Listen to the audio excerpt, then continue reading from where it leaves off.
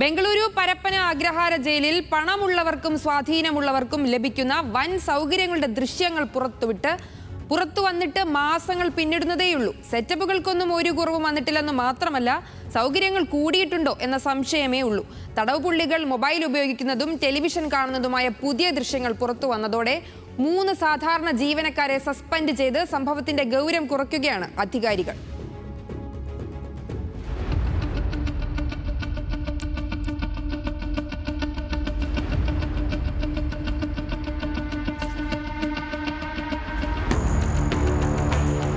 ആഡംബര ഹോട്ടലൊന്നുമല്ല, ഇത് ജയിലാണെന്ന് തടവ് ശിക്ഷ അനുഭവിക്കുന്നവരെ ഇടയ്ക്ക് ആരെങ്കിലും ഓർമ്മിപ്പിക്കുന്നത് നല്ലതാകും.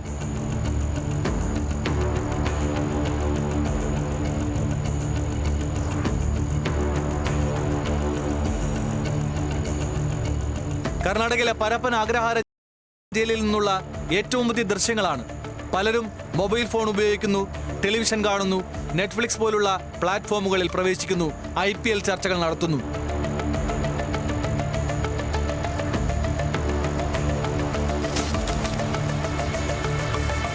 കൊലക്കേസിൽ ശിക്ഷിക്കപ്പെട്ട് 2.5 വർഷമായി ജയിലിലുള്ള ഒരു തടവുപുള്ളിയാണ് തന്റെ കയ്യിലുള്ള മൊബൈലിൽ ചിത്രീകരിച്ച ദൃശ്യങ്ങൾ മാർച്ച് 27-ന് ബന്ധുക്കൾക്ക് അയച്ചു കൊടുത്തത്.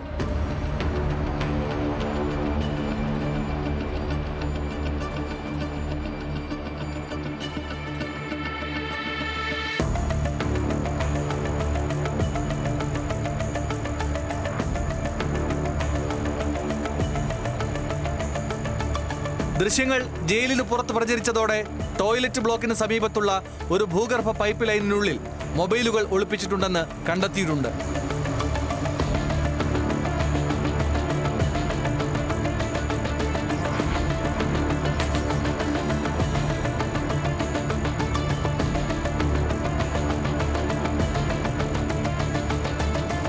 മാസങ്ങൾക്ക് മുൻപാണ് ഇതേ ജയിലിൽ മദ്യവും DJയും ആഘോഷവുമെല്ലാം നടക്കുന്ന ദൃശ്യങ്ങൾ പുറത്തു വന്നത്.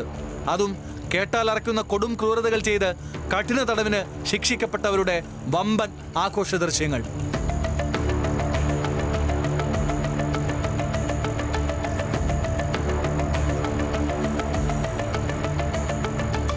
ജയിലിൽ കിടക്കുന്നവർക്കും ചില അടിസ്ഥാന സൗകര്യങ്ങൾ അനിവാര്യമാണ്. അവർക്ക് ഭക്ഷണവും വസ്ത്രവും താമസയോഗ്യമായ സ്ഥലവുമെല്ലാം നൽകേണ്ടത് സർക്കാരിന്റെ ഉത്തരവാദിത്വവുമാണ്. പക്ഷേ തിരുത്തൽ കേന്ദ്രം കൂടിയായ ജയിലുകളിൽ പൊതുസമൂഹത്തിൽ ഒരു വ്യക്തിക്ക് ലഭിക്കുന്ന യാതൊരു സ്വാതന്ത്ര്യവും സൗകര്യങ്ങളും ഉണ്ടാകാൻ പാടില്ല. എന്നാൽ ഇതിപ്പോ മദ്യവും മൊബൈലും മറ്റ് ലഹരികളും ആഡംബര സംവിധാനങ്ങളും ഒക്കെ ആയാൽ കുറ്റകൃത്യ വാസനയുള്ളവർക്ക് ജയിൽ ഒരു പ്രോത്സാഹന ഇടമായി മാറും.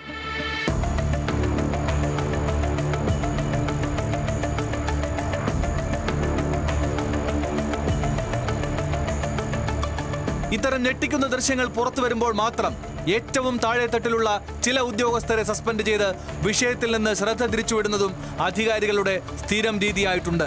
ഭരണ ഉദ്യോഗസ്ഥ നേതൃത്വത്തിലുള്ളവരുടെ അറിവോടെ അല്ലാതെ ജയിൽ ഒരു ആഡംബര കേന്ദ്രമായി മാറുന്നത് എങ്ങനെ?